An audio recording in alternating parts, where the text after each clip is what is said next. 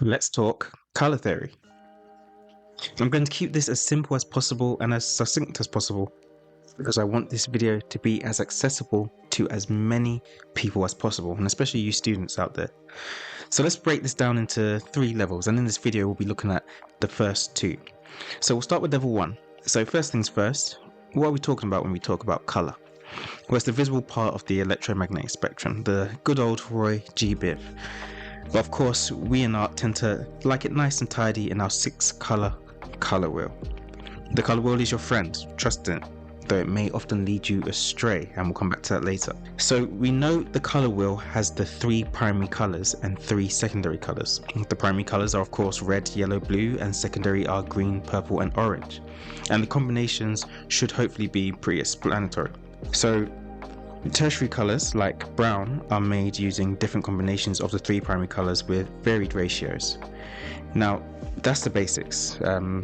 A lot of us learn it in school. If you don't know it, that's fine. Hopefully that made it nice and clear for you. But feel free to ask any questions if you want in the comments down below, and I might address those in another video. So let's go up to level 2 now. Now sometimes you'll hear other names given to specific groups of colors, such as harmonious or analogous or complementary colors or tints and shades. So let's go through these one by one. So analogous colors are colors next to each other on the color wheel. These blend quite seamlessly into each other, they work well together, and they often make for really good, moody, atmospheric images and shots. Complementary colors, however, are opposite each other on the color wheel. They clash a lot, our eyes seem to really pay attention to them because of that clash. For example, just take a look at the posters for the last 5 movies that you watched. There's a good chance that quite a few of them used orange and blue to catch your eye, because that's probably the complementary colors, the pair of complementary colors that stick out the most, orange and blue, and so they're used the most. Our eyes just really like to jump to them. Now tints and shades, that's what happens when you start mixing white and black into colors. So add more white to a color, you get a tint. Add more black and you get a shade. Be wary of this though, especially when you're doing traditional painting, so acrylic painting and so on, because doing this too much can wash out your work and make it look murky, and we of course don't want that. We want nice vibrant work most of the time. Sometimes you'll want the murkiness, but most times you won't, so be wary when using white and black when mixing colors. Now, there's a lot of arguments that go around about using black and white in your work, so I'm actually quite interested. What's your opinion on this? Do you use black quite a lot when you paint or color yourself? Let me know in the comments below.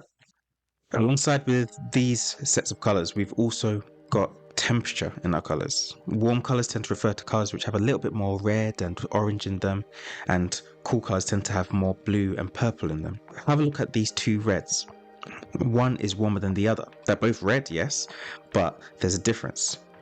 One has a bit more of that reddy orangey mix in it. The other one has a bit more blue in it, so it's tilting more towards purplish. Now, working with warm and cool colors is one of the trickiest, but also one of the funnest things to do, because it has a massive impact on our eyes and how we see things. So what you'll find is that warm colors jump forward while cool colors sink back. Now there's a bunch of ways that this can be employed, a bunch of ways that you can play with this and utilize it to your advantage to take your work to the next level. And the most skilled painters out there, the most skilled illustrators, they know how to use these colors. They know how to play with your eyes so that you look in certain places, pay attention to certain things, and certain stuff jumps forward and others sink back. And it's really good when it's used effectively. But as I said, we're at level 2 at the moment, so we'll leave that and its impact to level 3, because that's on its own level. That's another video. The last thing that I'll mention in regards to the different terms in color theory is monochromatic images. Now, mono of course means one and chroma refers to color. So when you have an image that's monochromatic, that means it's only using one color or hue. But the tints and shades will be varied. So once again, this is often done to achieve specific atmospheres or to do specific studies. Most of the time when we talk about monochromatic or monochroma, we are talking about black and white grayscale, but there's nothing to stop it referring to also something that's just completely blue or completely red. Loads of artists, loads of photographers work with this, and it's very effective. We see it in many marketing campaigns, similar to the use of complementary colors. It's just seen quite a lot, and it's quite a powerful thing when used correctly. Now, the final level, which like I said will be its own video, so level 3, will focus on how color is used. When I say used, I mean used to add to the meaning of a piece, because color is powerful and the things that you can do with it can have massive impacts, not just on the individual piece and how strong it is, how effective it is, but also on how the viewers see it, how the viewer feels when they see it.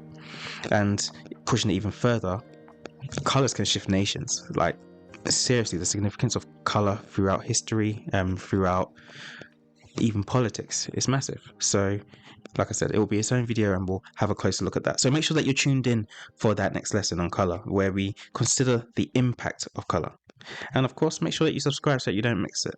If you have any questions, feel free to drop them below. If you have anything that you want to add, because of course this is a very simplified version of it, there's a lot more complexity in terms of even the primary colors. Some would argue that what I just stated were the primary colors are not, but that's way above level 3. That's going up to probably level 5, 6, 7, 8, 9, 10. So yeah, feel free to ask any questions or make any comments that you wish. So thanks for tuning in. That's all. Until next time.